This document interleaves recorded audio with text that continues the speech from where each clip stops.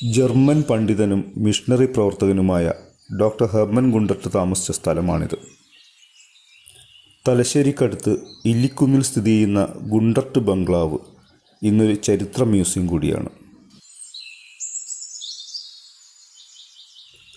Gundert പണി കഴിപ്പിച്ച ഈ വസതിയിൽ അദ്ദേഹം 20ഓളം വർഷം താമസിച്ചിരുന്നു.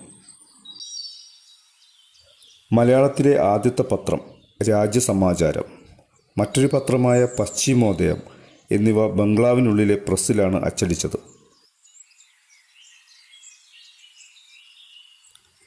പക്ഷേ ഹെർമൻ ഗുണ്ടർട്ട് പ്രശസ്തനാവുന്നത് മലയാളത്തിലെ ആദ്യ നിഘണ്ടുവിൻ്റെ പേരിലാണ്.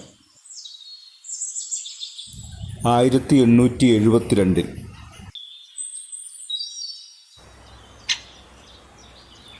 നഗരത്തിരക്കിൽ നിന്ന് അകന്ന് ബഹളങ്ങളൊന്നുമില്ലാത്ത നിശബ്ദമായ ഒരിടമാണിത്.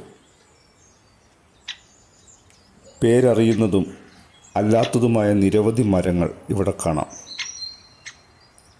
ഹെർമൻ ഗുണ്ടർട്ടിൻ്റെ ജീവിതത്തെക്കുറിച്ച് അടുത്തറിയാൻ മ്യൂസിയത്തിൽ സൗകര്യമുണ്ട്. തലശ്ശേരിയിലെ സ്ത്രീകളുടെ ഉന്നമനത്തിനും പല സാമൂഹിക പരിഷ്കരണ പ്രവർത്തനങ്ങൾക്കും ഗുണ്ടർട്ട് ബംഗ്ലാവ് കേന്ദ്രമായിട്ടുണ്ട്. വിനോദസഞ്ചാരികളെ ആകർഷിക്കുന്ന ഒരിടം കൂടിയാണ് ഇന്നീ മ്യൂസിയം.